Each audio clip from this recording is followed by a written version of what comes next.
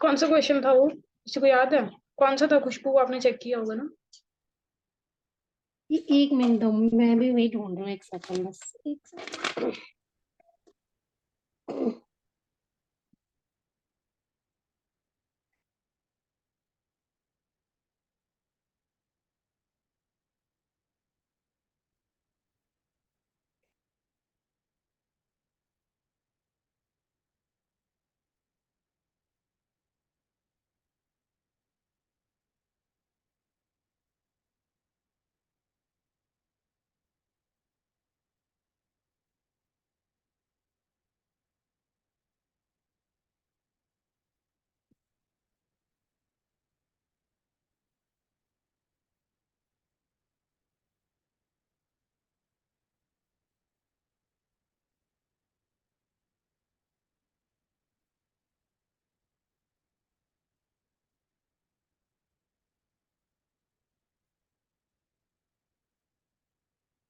चलो तब तक हम लोग आगे कर लेते हैं।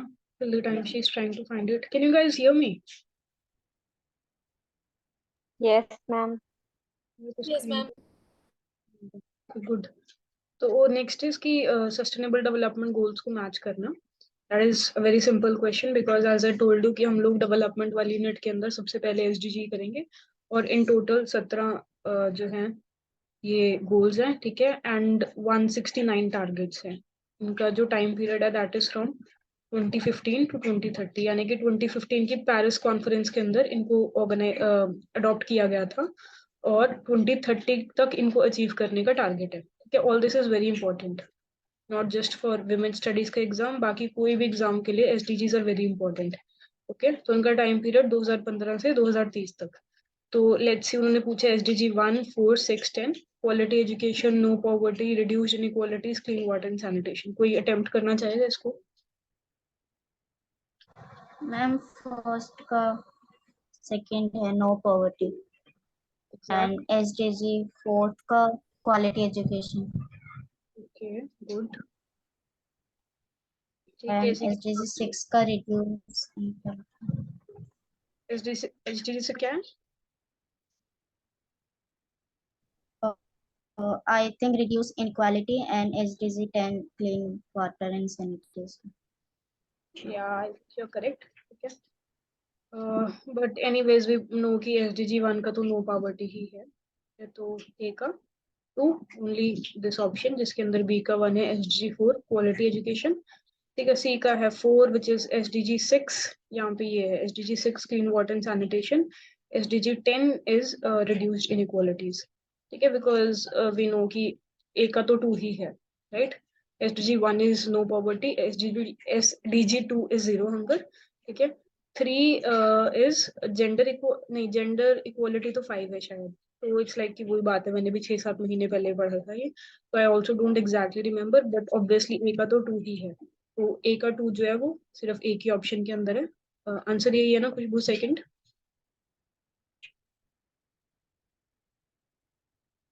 मैम हेल्थ का भी तो है शायद, आई don't no, I am not sure about third option. Health का भी है एक, शायद वो थर्ड ऑप्शन में, आई एम नॉट श्योर। हाँ, ओके, यस एग्जैक्टली। तो 3 इज हेल्थ, ठीक है, 4 is quality education, 5 is gender equality, ऐसे है ये सीक्वेंस। ठीक है, तो आंसर तो यही है ना, सेकंड में ये पूछ रही हूँ। Yes ma'am. So answer here is second. Okay, तो इसके तो आप रट्टे मार ही लो, मतलब इसका तो ऐसा करो कि एक चार्ट बना करके 17 गोल्स का just paste in front of your study table या जहाँ पे बैठ के आप पढ़ते हो, ठीक है, और आपको ये रोज दिखते रहेंगे और ये आपको फॉरएवर उसके लिए याद हो जाएंगे, 2030 तक आपको याद हो जाएंगे, बिकॉज ये बार बार पेपर में, हर एक पेपर में रिपीट होते हैं। Alright, so next is we have some gender in different levels of education और उसकी percentage. All right, so they are asking women in higher education as per Aishi survey 2019-20, okay, female literacy in 2020. All right, then secondary school enrollment of girls in 2020 and male literacy in 2020. किसी को attempt करना है? Ma'am मुझे ए का first लग रहा है, आई am not sure. Okay, women in higher education, 65%। Okay, किसी और को कुछ बोलना है?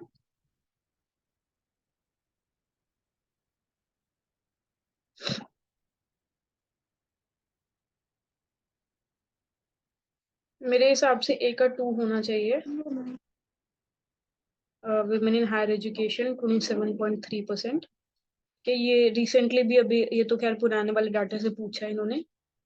अभी फेब्रवरी के अंदर एग्जाम से जस्ट पहले जो था नया आईशी का सर्वे जो था वो आया था, जो मैंने पिछले कोर्स के अंदर कवर करा था। ठीक है, तो आप लोग भी पढ़ोगे उसको, तो यू विल नो कि यही इसके अराउंड यही परसेंटेज होती है।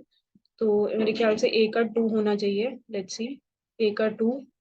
ओके, दो ऑप्शंस के अंदर है। Let's try to solve that. Then we have female literacy in 2020। ओके, और मेल लिटरेसी भी दी हुई है 2020 के अंदर। we have three figures here: 65%, 75% and 82%। आप में से किसको क्या क्या लगता है? Female literacy and mail literacy in 2020।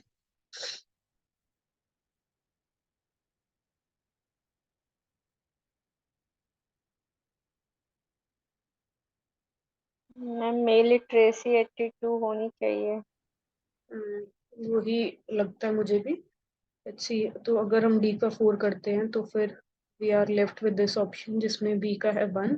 Female literacy in 2020 65%।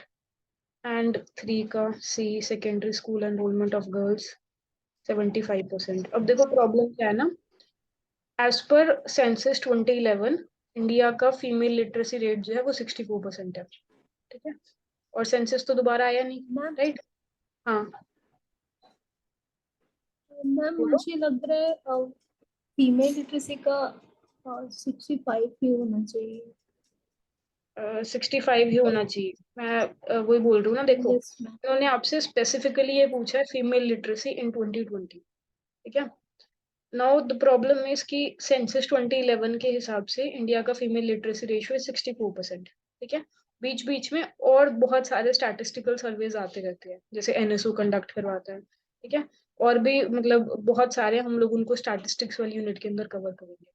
तो उनके हिसाब से जो है, आई थिंक सो, इंडिया का इस टाइम के ऊपर फीमेल लिटरेसी रेट जो है दैट इज अराउंड 75%। ठीक है, let me see, I am also not sure about this. ठीक है, बिकॉज ऑब्वियसली ये डाटा याद करना सबके लिए टफ होता है। लेट्स सी, मेरे हिसाब से तो फिर फीमेल लिटरेसी का 75% होना चाहिए। ओके, बी का 3।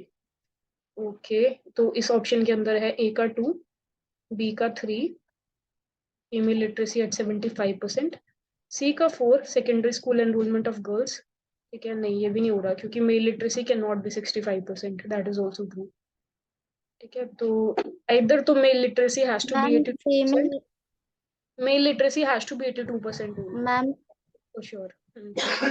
यस यस, वो मैंने कहीं पढ़ा था, मतलब I am not sure, but ये 65 वाला ना फीमेल लिटरेसी का ही था। आईसी का मैंने गलत बोल दिया, बट शायद मैंने फीमेल लिटरेसी का 65 ही देखा था। May be it could problem, be the answer. पता है दिक्कत क्या है? बाकी वाले सारे सर्वेस बोल रहे हैं that right now it's above 70%। ठीक है, लेकिन वो जो एक फाइनल स्टैंप जो लगता है वो सेंसस ही लगा सकता है, और सेंसस को 2021 में होना था, लेकिन वो कोविड के चलते अभी तक हुआ नहीं। ठीक है, तो अभी हमें कम से कम 1-1.5 साल और लगेगा अगर वो अभी भी कंडक्ट करवाते हैं तो सेंसस का डाटा दोबारा आने में, और अभी तक सेंसस जो है वो कंडक्ट होना शुरू नहीं। ठीक है, तो आई ऑल्सो थिंक कि male literacy has to be 82% only. ठीक है, let's go with this option then. So A का 2 और डी का 4 जो है वो इसी में। What's the answer Khushboo? Third है मैम।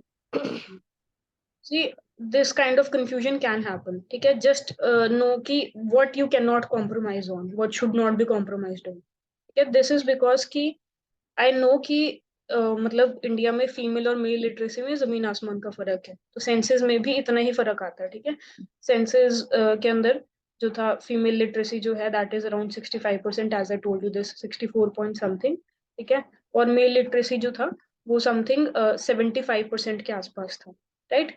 तो अभी जो है 2020 का जो सर्वे है उसके according I know this is more than 80%, but वही दिक्कत इसके अंदर दोबारा से यही आ रही है कि वाई हैजंट, कि ये वाला इन्होंने अपडेट करके क्यों नहीं दिखाया, बिकॉज आई नो कि right now it's more than 70%, but it's okay because such kind of confusion do happen.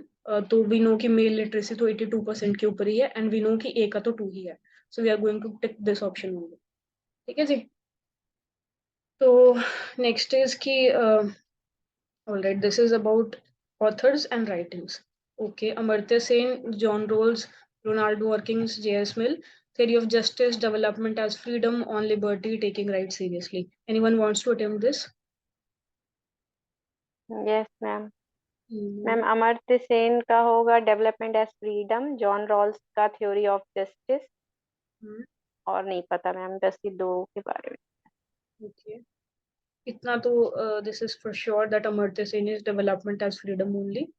ठीक है, इनका तो ये वाली चीज तो हमने क्लास में भी कवर करी थी, बाकी सब कुछ हमने उतना ज्यादा नहीं कवर करा because this is out of women studies का एम्बिट। ठीक है, but Amartya Sen we will do in class, तो उसमें आज मैम जॉन स्पेसिफिकली रॉल्स का भी मैम पक्का है, मैम थ्योरी ऑफ जस्टिस है। जेएस मिल का मुझे जहाँ तक मैंने पढ़ा है उनका ऑन लिबर्टी होगा जेएस मिल का।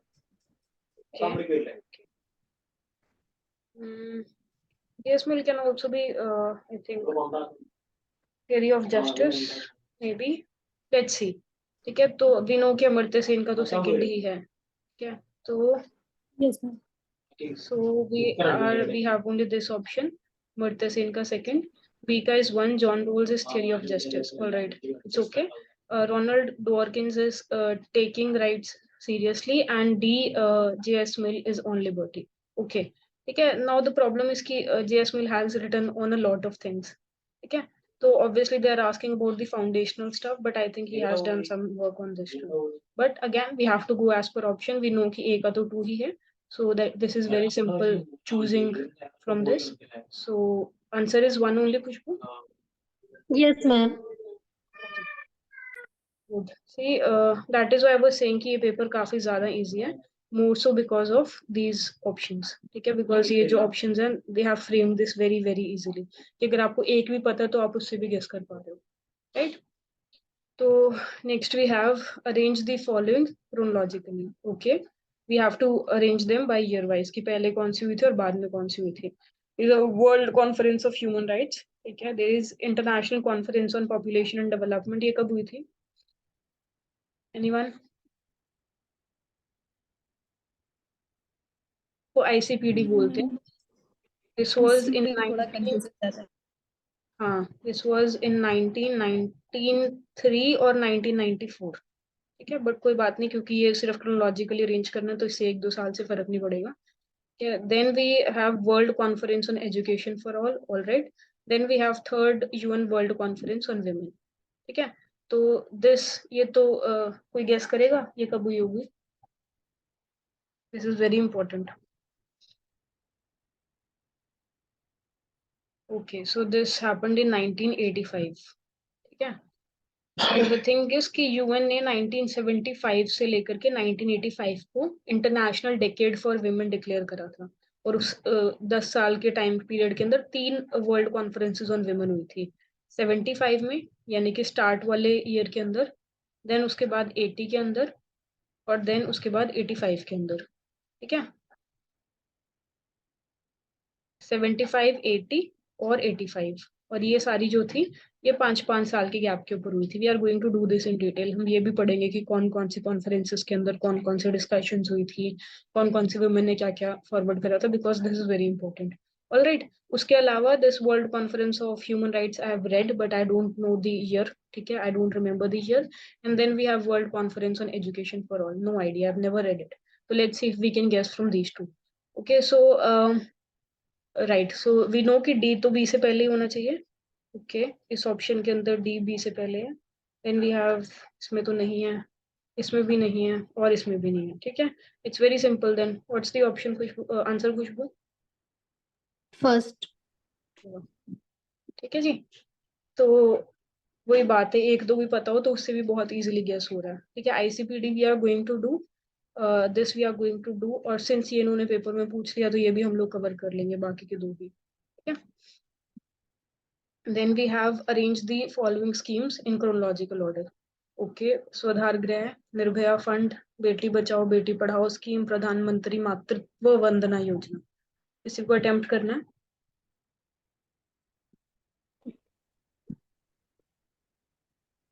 Yes ma'am. बोलो। इसमें पहले आई थिंक, इसमें मुझे लग रहा है ऑप्शन इसका पहले स्वराज गृह आएगा, एंड देन बेटी बचाओ बेटी पढ़ाओ, नहीं नहीं वो नहीं आएगा। देखो ऐसे ऐसे मत निर्भया फंड। पेपर में ऐसे कोई ऐसे मैम क्वेश्चंस को इसका ऐसे मत मुझे अटेम्प्ट करो। हाँ मैम मुझे बोलो। इसका ना ए लगा था, मैंने ए किया था इसमें। ओके, ABCD, स्वदार गृह, निर्भया फंड, यस मैम, बेटी yes Bachao Beti Padhao scheme and प्रधानमंत्री मातृत्व वंदना यस योजना। मैम। चलो देखो वो है ना कि ठीक है आपको ये चीज लग रही है, that's good, but I will suggest कि पेपर में ना सबसे पहले ना सबके ईयर जो है वो लिखने के पेपर के ऊपर लिख लिया करो।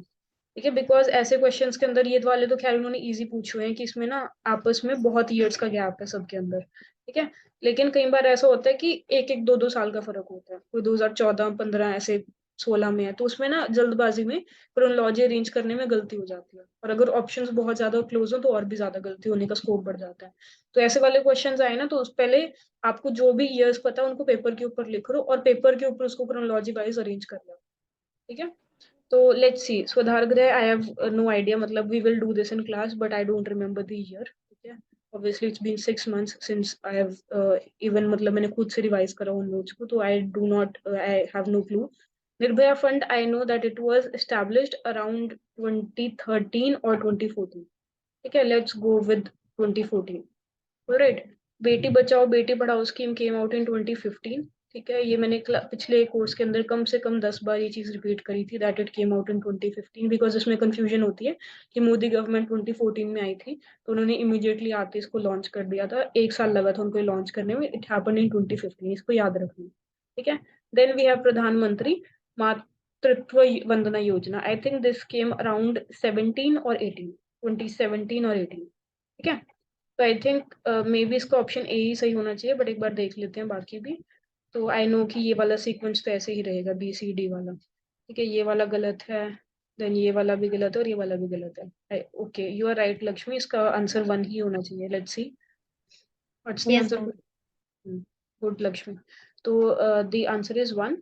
राइट, ये वाला ईयर हम लोग एक बार, मतलब इस बार हम लोग वैसे तो हम लोगों ने पिछले कोर्स के अंदर भी जितनी भी स्कीम्स थी we did all of them year wise. ठीक है, लेकिन फिर भी हम लोग इसके इस बार ज्यादा फोकस करेंगे ईयर्स वो करने में, क्योंकि इस तरह की चीजें वो पहले वो क्या करते थे कि जो मतलब एक्ट्स आई हुई थी, जो स्टैट्यूटरी लॉज होते हैं, ठीक है, वो मतलब जो पार्लियामेंट के एक्ट्स है उसके ऊपर उनका ज्यादा फोकस था क्रोनोलॉजी वाइज उसको अरेंज करने में। अब ये स्कीम्स के ऊपर आ गए हैं। ठीक है, तो इस बार हम लोग स्कीम्स को भी ईयर वाइज अच्छे से कर लेंगे, ऑल्दो हमने नोट्स के अंदर ये कवर करा हुआ है बट मैंने ज्यादा फोकस उसमें ईयर्स के ऊपर नहीं दिया था, बट इस बार हम लोग ठीक है, then we have arrange the following autonomous organization under the Ministry of Women and Child Development according to their establishment। Okay, तो देखो WMCD जो है उसके अंदर 6 autonomous organizations आती हैं। ठीक है, वो 6 जो है मतलब वो अलग अलग institutions हैं जो मिनिस्ट्री के अंडर आते हैं। ठीक है, उसमें से इन्होंने यहाँ पे हमें 4 दिए हुए हैं जिनको हमें according to the year of establishment arrange करना है। किसी को अटेम्प्ट करना है ये?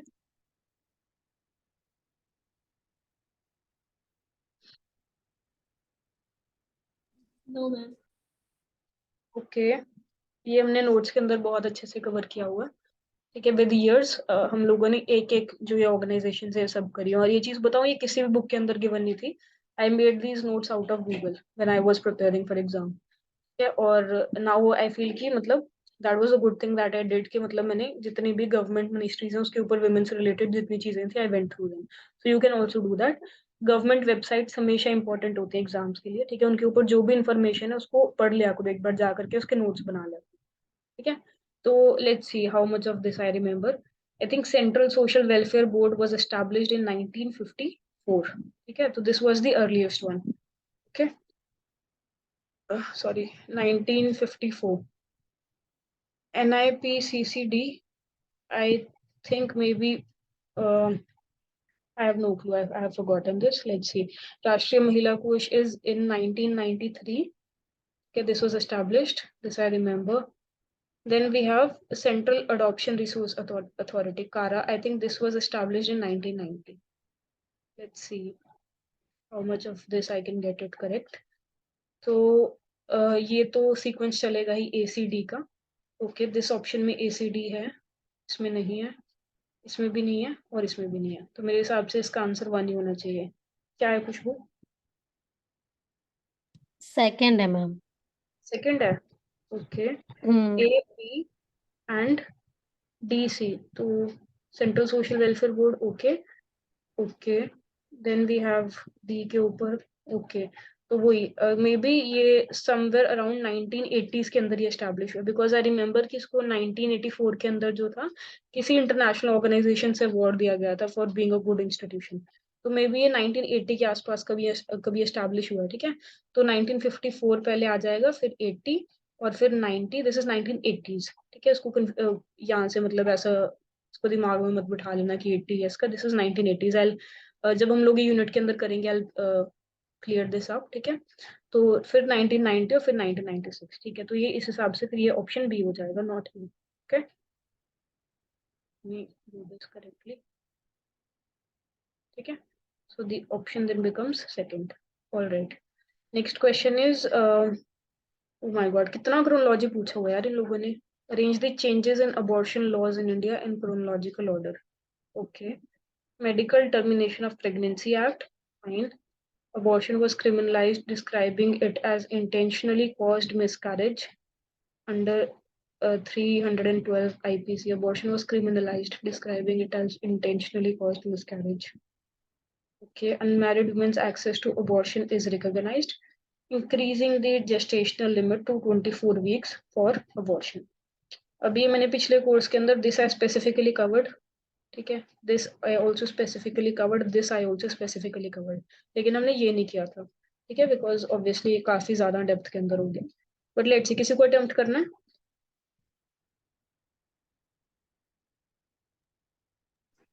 मैम मुझे लास्ट वाला सिर्फ इसमें याद था, वो 24 वीक्स फॉर एबॉर्शन वाला, तो उसके अकॉर्डिंग मुझे मैंने मतलब 1 वाले को सिलेक्ट किया था, ABCD, क्योंकि फिर डी का मेरे को वो मैं कंफर्म थी वो सही है। सी मेरे हिसाब से डी जो है वो सी से पहले होना चाहिए, मैं बताऊंगी आपको कैसे। हाँ जी, तो के लिए अच्छा बढ़ाया इंक्रीजिंग था, ओके ओके, मैंने तो डी ही डाला था, आई डोंट नो मैम मतलब सही है या गलत, बट मैंने वो 1 वाला ही पिक किया था, मतलब सिलेक्ट किया था। C medical termination of pregnancy act तो इज वेरी सिंपल, ठीक है। ये मैं सिंपल अभी इसलिए बोल रही हूँ क्योंकि हमने पिछले कोर्स में बहुत कवर किया था इसको, ठीक है। आप लोग तो भी करोगे। Yes, तो दिस हैपेंड इन 1971, ठीक है, medical termination of pregnancy act, okay. Then उसके बाद ऑब्वियसली एक्ट ये पहले आ रही है, ठीक है। तो ये सारी चीजें देखो, अगर आपको ईयर भी ना पता हो, ठीक है, तो भी इस वाले आंसर को आप अटेम्प्ट कर सकते थे, बहुत सिंपल। पता है कैसे? कि भाई दिस थिंग आपको ये पता है कि हमेशा पार्लियामेंट की एक्ट तो पहले ही आएगी, उसके बाद उसके अंदर चेंजेस होंगे जैसे जैसे टाइम आगे बढ़ेगा। सबसे पहले एक एक्ट तो होनी चाहिए जिसके अंदर बाद में चेंजेस किए जाएंगे। तो सबसे पहले तो एक्ट ही आती है ना, जो कि कुछ फाउंडेशन को रिकॉग्नाइज करती है, फाउंडेशन के ऊपर काम करती है। फिर कहीं कहीं पे उस एक्ट के अंदर लूप होल्स दिखाई देते हैं, कुछ कुछ कमियां दिखाई देती हैं। तो बाकी सब कुछ तो उसके बाद ही होता है। तो अगर आपने कभी भी इसमें से कोई 4 ऑप्शंस में से आपको एक भी ना पता होता ना, तो भी आप इसको अटेम्प्ट कर सकते थे, क्योंकि एक्ट तो सबसे पहले ही आएगी। और देखो इसमें से ए जो है वो किसी भी ऑप्शन के अंदर बाकी में ए जो है वो सबसे पहले है नहीं, ठीक है। तो उसके अलावा मैं बता देती हूँ, I have no clue about B, ठीक है, we'll have to check this up। Then we have C, unmarried women's access to abortion is recognized, and D, increasing the gestational limit to 24 weeks for abortion, ठीक है। तो देखो से पहले इसमें कब अमेंडमेंट हुई थी? ठीक है ठीक है।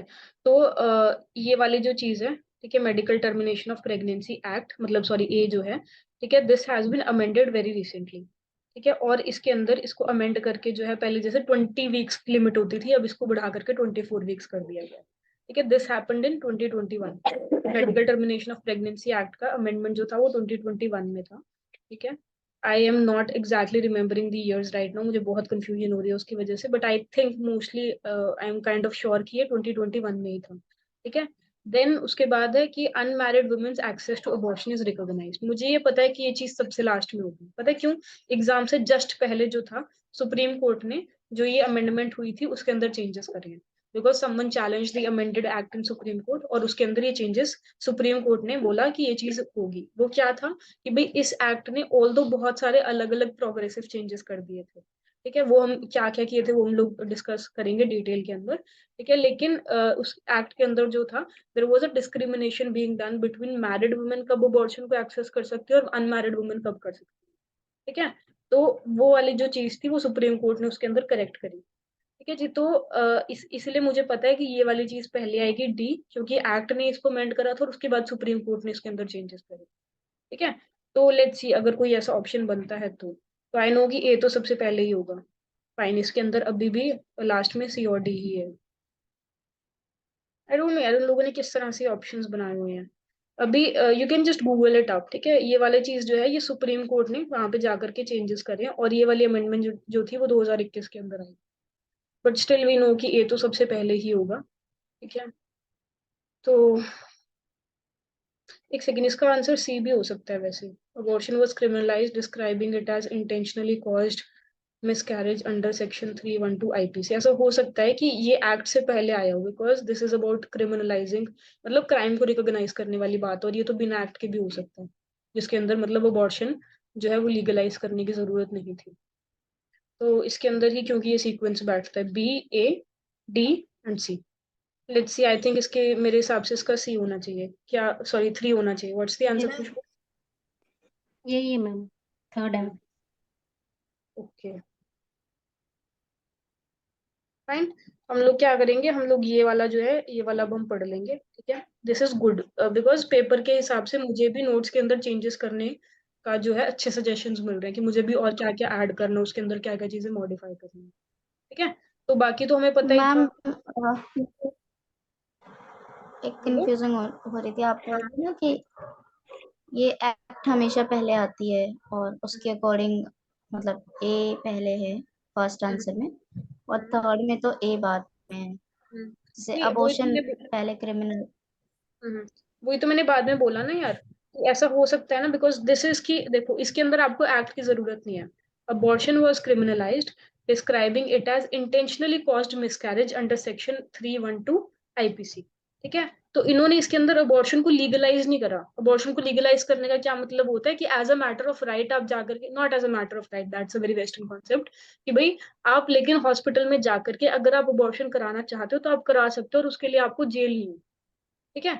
तो लेकिन ये वाली तो ऑप्शन देखो, इसके अंदर अबॉर्शन वाज क्रिमिनलाइज्ड, तो ये हुआ क्या कि पहले मैंने इसको ढंग से नहीं पढ़ा, because my focus was on ACD, क्योंकि उनके ईयर मेरे को पता थे, तो आई थॉट कि मे बी इसमें से आंसर निकल जाएगा। That is how you save time in exam, right. तो लेकिन उसके बाद जब आंसर नहीं ठीक बैठ रहा तो फिर हमें चेंज भी करना पड़ेगा, हमें देखना पड़ेगा कि और क्या सीक्वेंस इसके अंदर सही बैठता है, ठीक है। तो abortion was criminalised, this is not legalising pregnancy, लेकिन इस एक्ट ने लीगलाइज करा था प्रेगनेंसी को, है ना। तो इसके अंदर तो क्रिमिनलाइज लिखा हुआ है, तो ये वाली चीज पहले आई है, ठीक है, जिसको बाद में एक्ट ने डिलीट करा, ठीक है। और उस एक्ट ने अबॉर्शन को लीगलाइज कर दिया, और जो क्रिमिनलाइज हुआ था पहले उसको डिलीट कर दिया, ठीक है। अब समझ में आया? Yes yes ma'am, got it, thank The you. abortion was criminalized, describing it as intentionally caused miscarriage. Miscarriage क्या होता है? जब आप गलती से जो है you lose that baby, right, because of some accident या कुछ भी ऐसा, उसको बोलते हैं ना मिसकैरेज। तो ये क्या बोल रहे हैं इसके अंदर कि भाई अगर आप अबॉर्शन करवाते हो तो that will be considered as ऐसा मिसकैरेज जो कि आपने इंटेंशनली कॉज किया, जो कि आपने खुद अपनी मतलब जबरदस्ती आपने वो मिसकैरेज करवाया, ठीक है। तो उसको उन्होंने क्रिमिनलाइजेशन को ये डेफिनेशन दिया that as an intentionally caused miscarriage under section 312 IPC. लेकिन वी नो कि ये तो एक्ट ही इसलिए आई थी, medical termination of pregnancy act, की अबॉर्शन को लीगलाइज कर दिया जाएगा, औरतों को ये हक दिया जाएगा कि आप जाकर के अबॉर्शन करवा सकते हो। If you do not want a baby then you can get it aborted, ठीक है। तो वो चीज तो 1971 में हुई थी, लेकिन यहाँ पे क्रिमिनलाइज लिखा हुआ है, तो ये चीज पहले आएगी ना उससे। तो दैट इज वाई BADC। अब देखो ये मुझे पता भी कैसे चला कि ये वाला ऑप्शन जो है ये गलत होगा, क्योंकि ये चीज मैंने पढ़ी नहीं है, राइट। तो ऑल्दो अगर मैं ये ऑप्शन पढ़ती पहले ढंग से तो दिस वाज वेरी क्लियर कि अबॉर्शन वाज क्रिमिनलाइज्ड। बट चलो अगर मान लो कि पेपर के अंदर ऐसी गलतियां हो जाए तो, लेकिन फिर भी मेरे को ये वाला सीक्वेंस तो पता ही अगर मैंने करंट अफेयर्स ढंग से करे हुए, because this came just before the exam, जब सुप्रीम कोर्ट ने अनमैरिड वुमेन का भी जो था एक्सेस टू अबॉर्शन को रिकॉग्नाइज करा, ठीक है। तो that is why static as well as current दोनों चीजें काफी इंपॉर्टेंट है, ठीक है।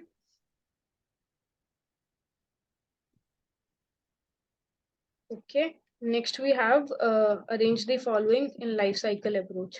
Okay, perimenopause, ये क्या है? Menorrhagia, menstruation and menarche. All right, किसी को attempt करना है ये question?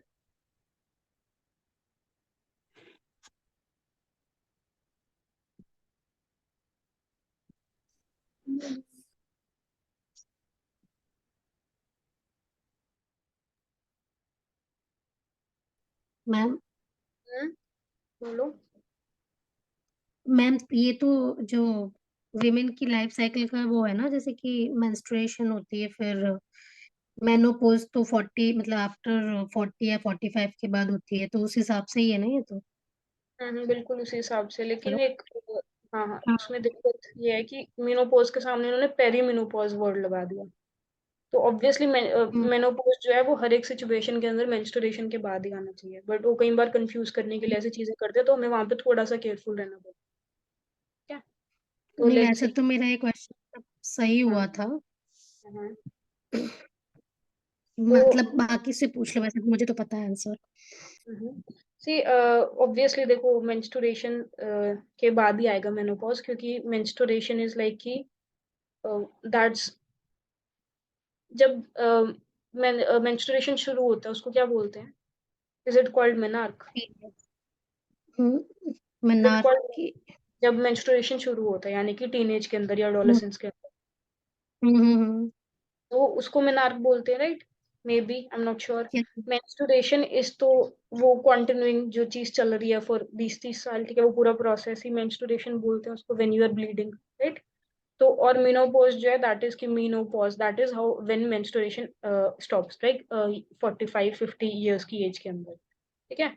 तो अगर इसको मेनार्की बोलते हैं तो इसके हिसाब से ये सीक्वेंस होना चाहिए 1, मतलब अगर हमारे पास सिर्फ 3 ऑप्शन होते हैं, हमें ये भी देखना पड़ेगा कि ये मेनोराजिया क्या होता है, ये कहाँ पे फिट बैठता है, ठीक है। मेंस्ट्रुएशन एंड दिस, ठीक है। तो लेट्स सी कि ये वाला सीक्वेंस कहाँ पे है, DCA। ओके, इसके अंदर नहीं है, इसके अंदर है, इसके अंदर है, और डी इसके अंदर भी नहीं है, ठीक है। So we are left with 2 options now, DCBA। तो menarche, menstruation, menorrhagia and menopause, ठीक है। And then we have menorrhagia, menarche, menstruation and menopause, ठीक है। This seems like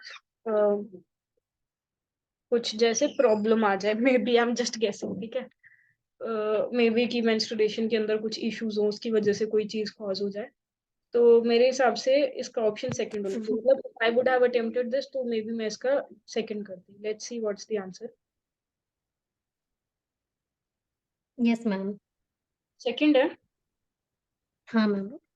okay, see obviously there are always going to be questions जिनके बारे में आपको कोई आइडिया नहीं होगा, ठीक है। और ये तो पेपर बहुत आसान आया हुआ है।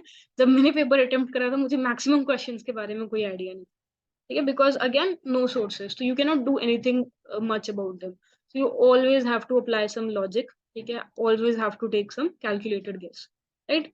तो अब हम लोग क्या करेंगे, हम लोग जब हेल्थ वाली यूनिट करेंगे तो हम उसके अंदर ये भी कवर करेंगे, ठीक है। तो previous year question paper actually becomes a guide for us, ठीक है, जिसमें हम चीजों को रिमूव कर सकते हैं, ऐड कर सकते हैं, right? So, okay, then we have arranged the following research steps in right sequence: construction of hypothesis, identification of variables, codification of data, and referencing. किसी को अटेम्प्ट करना है ये? अच्छा, ये टाइम खत्म हो रहा है, लेट मी ज्वाइन करना 2 मिनट के बाद, ठीक है, because I have to go to washroom. Okay.